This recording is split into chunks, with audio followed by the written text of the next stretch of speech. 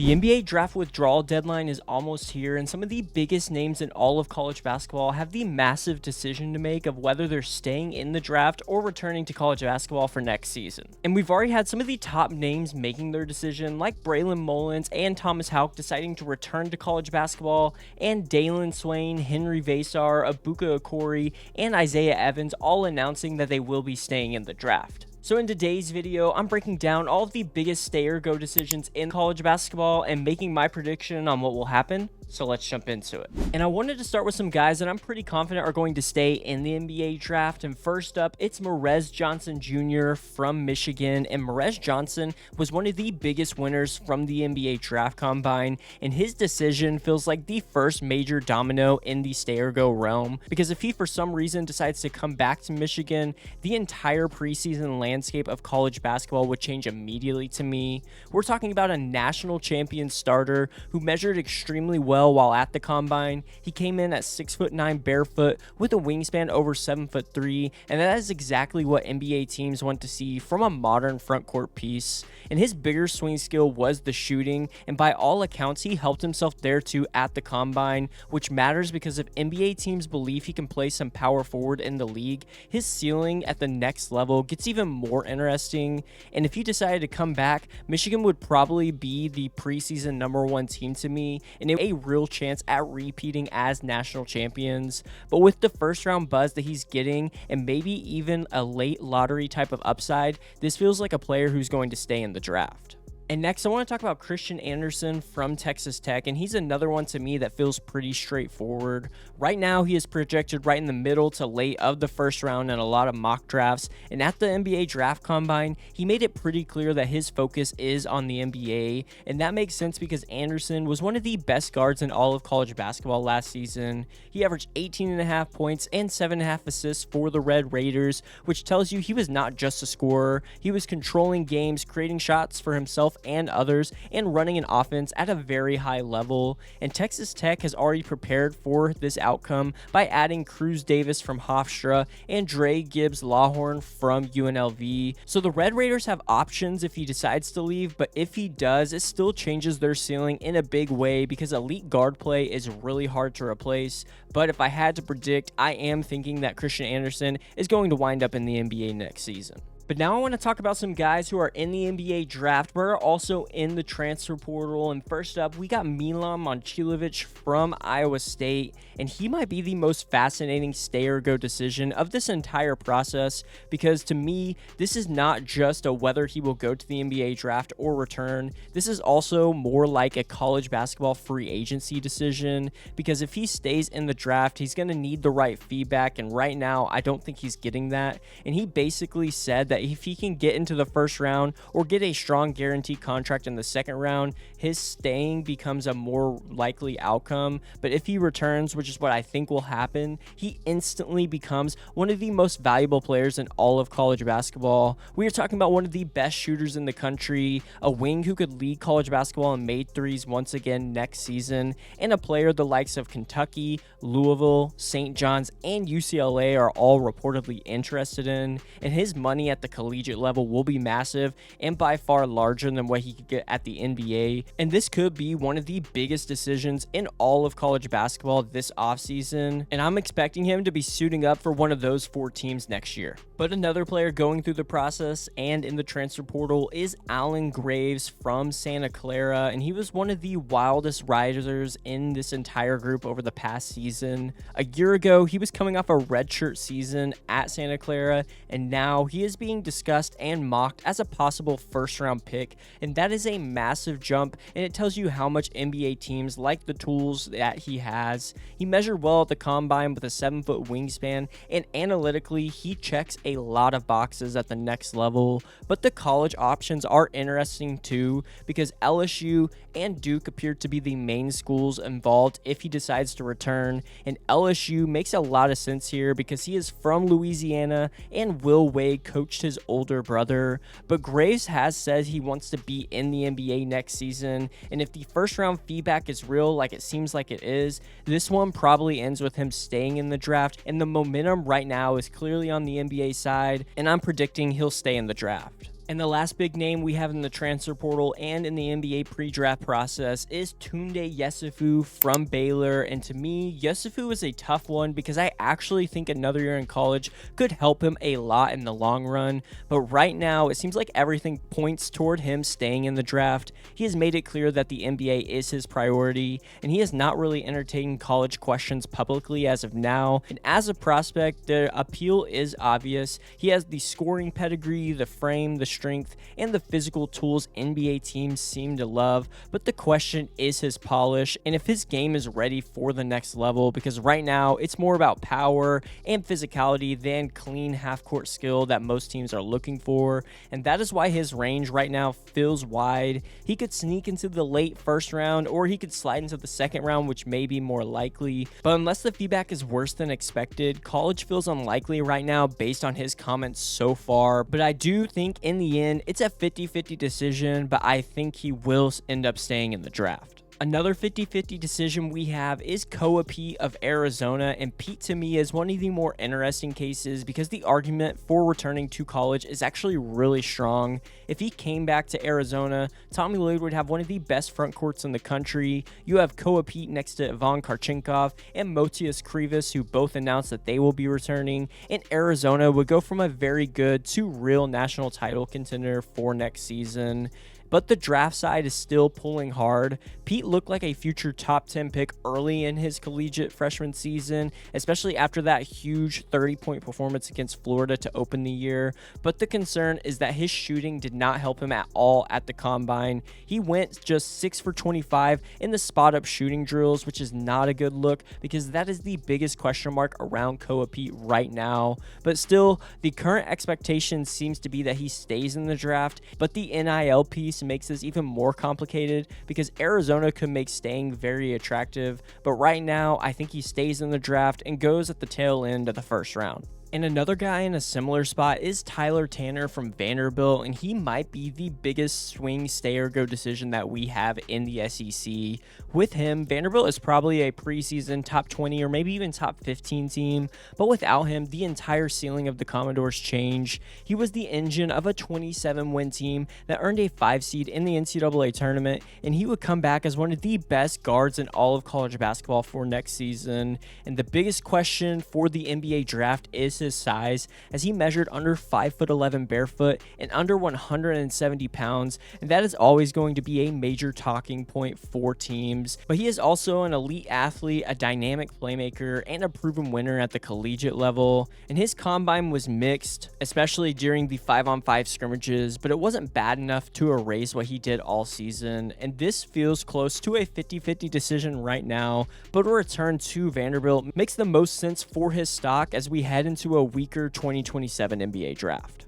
But another big stay or go decision in the SEC is Meleek Thomas of Arkansas, and he's one of the harder reads to me because publicly he has kept everything wide open. When asked about a possible return to Arkansas, he basically said that it was to be determined, but from a draft standpoint, the upside of Thomas is obvious. He showed shot making, playmaking, and real scoring talent as a freshman, even while playing more off the ball next to Darius Acuff Jr. He also shot nearly 42% from 3, which is a huge number for a freshman guard. And Arkansas has already added Jeremiah Wilkinson and signed Jordan Smith, so John Calipari has reinforcements there in the backcourt. But if Thomas decided to come back, Arkansas could have the most explosive backcourt in the entire country. But still, with his late first or early second round buzz, I lean toward him staying in the draft and taking his shot at the next level now, and that would be a massive blow for Arkansas, but not necessarily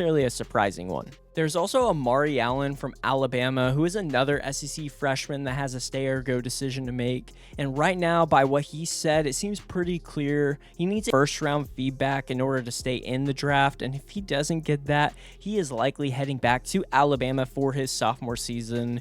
And honestly, that might be the best move long term for Allen because the combine was mixed for him.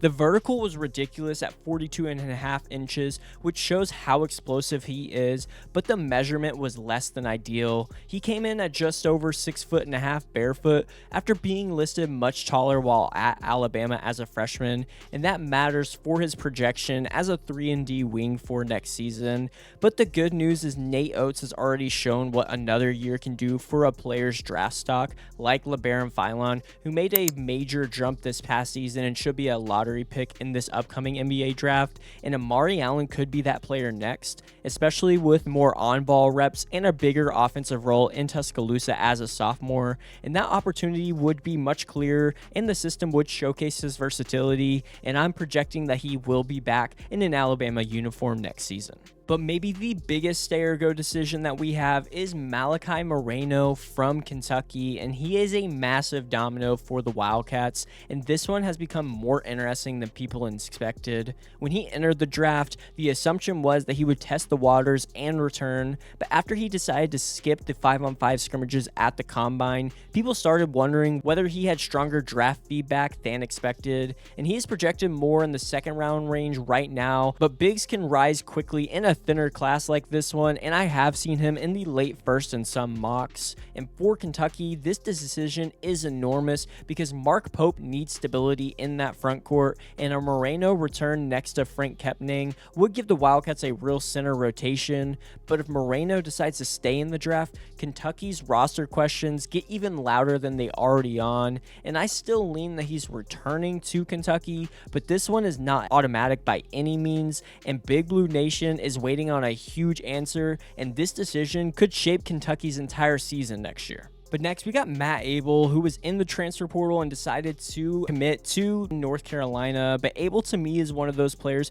who may have helped himself enough to make the decision uncomfortable while at the draft combine. He transferred from NC State to North Carolina after an uneven freshman season under Will Wade, but the tools have always been there. He has positional size, scoring upside, and the kind of shot making that NBA teams are always looking for. And at the combine, he showed flashes of that, scoring 15 points on just 9 shots in one of the scrimmages and knocking down 3 threes as well, and that matters. But the production last season was not consistent enough to make him a clear first rounder in this upcoming draft. And at North Carolina, if he decided to return, he could be one of the focal points of the offense under Mike Malone, and if he returns and produces, I believe his stock could jump in a big way, and UNC could have a real perimeter centerpiece that they could play around. But this may be one of the closest 50-50 decisions that we have, but I am going to predict that he is back in college next season and playing for North Carolina, but I wouldn't be surprised if he ended up in the draft either.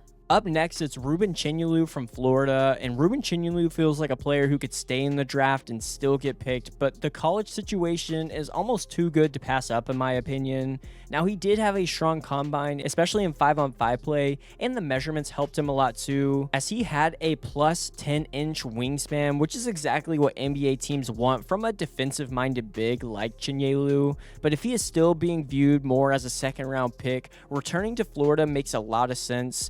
Florida could be the preseason #1 team like I have them, especially with Thomas Houck and Alex Condon not going through the draft process and also announcing that they're back. And if Chinyelu is back, Todd Golden will have the best front court in all of college basketball, and that gives Rueben Chinyelu a chance to win big, raise his draft value even more, and go to the NBA draft next season, and he would have a chance to win yet another national championship. And just like Chinyelu, Flory Bidunga is another player where the draft decision comes down to one simple question, and that's, is he actually getting first round feedback? And right now, it seems like the answer is no, and going to Louisville feels like the obvious move for Bidunga. He was one of the biggest transfer portal additions of the offseason, and he gives Pat Kelsey exactly what Louisville needs, which is a defensive anchor that's an elite athlete and a front court presence who can change games without needing a ton of touches. And next to Alvaro Folgueras, he gives Louisville a very real identity in the front court, and the NBA intrigue is there because of his tools, but the offensive game still has room to grow, and if he returns to college, he could be one of the best defensive players in the country, and I'm pretty confident that Flory will be playing for Louisville next year. Another guy that I think is going to be returning to college basketball is Jeremy Fears Jr. from Michigan State, and this is one of the easiest players for me to predict. I know that NBA teams can see the point guard instincts. He's shown that he is tough, competitive, and can really run a team, and at the combine, he measured around 6 foot without shoes, and his shooting shooting wasn't great, but he did have 11 assists in his second scrimmage. But if he stays in the draft, he's probably looking more at the middle of the second round, and if he returns to Michigan State, he's going to be a preseason All-American and the lead point guard for a top 10 team in the country. And Tom Izzo with an elite veteran point guard like Jeremy Fears is always dangerous, especially in March. I think that's going to be his best time and the better platform for him right now to elevate his stock for next year's draft. Another guy that I think is going to be returning to college basketball is Andrej Stojakovic from Illinois. And right now, it's pretty interesting because he is clearly focused on the NBA process, but Illinois should still feel pretty good about where this is headed. He has a strong college option with the Fighting Illini, and Illinois has enough coming back and enough talent coming in that if Stojakovic returns, Brad Underwood could have one of the most dangerous lineups in the country and is one of the reasons why I have them top 5 right now. His size on the wing gives Illinois lineup flexibility, and he can create matchup problems because he can play different spots, and he didn't play 5-on-5 at the Combine, which was a big question to me, but unless the draft feedback is stronger than I expect right now, returning to Illinois feels like the most likely outcome and will keep the Illini near the top of not only the Big Ten, but the entire country when it comes to rankings. Then you got Billy Richmond III from Arkansas, and Billy Richmond feels like the Arkansas player that's more likely to come back. Malik Thomas right now has a stronger draft case, but Richmond is the kind of prospect who could benefit a lot from another year. His athleticism is real, the defensive tools are real, and the NBA role is believable because of the energy, versatility, and two-way upside that he brings, but the offensive game is just still not there in my opinion, and if he stays in the draft, he could be looking more at a two-way contract or a late second round situation. But if he returns to Arkansas, he could be one of the best connective pieces in college basketball, and with the likes of Jeremiah Wilkinson, Jordan Smith, Abdou Toure, and others coming in, Calipari has enough talent around him to let Richmond thrive without forcing him into too much offense too early, and I can see him develop even more as a junior and push for the first round in next year's draft. And lastly, we got John Blackwell, who I think is going to be heading to Duke next season, but he did make this decision more interesting with how he played at the Combine. He scored 16 points in one of his scrimmages and showed exactly why he was such a productive player while at Wisconsin. This is a guy who averaged over 19 points per game, earned all Big Ten honors, and can go get a bucket when the offense breaks down, and that is valuable especially for a Duke team that could use a late clock scorer. But because he was not widely projected in the draft coming into the Combine, it still feels like college is the better path right now, and at Duke there is a real chance he leads this team in scoring and becomes one of the best guards in the country while improving his draft case for the 2027 NBA draft. But that wraps it up for this one. Let me know your thoughts on my predictions for the stay or go draft decisions that we have upcoming. Also, let me know if your thoughts differ a little on those, and if you enjoyed the content, don't forget to drop a like on the video and subscribe to the channel. Thank you so much for watching, and I'll see you in the next one.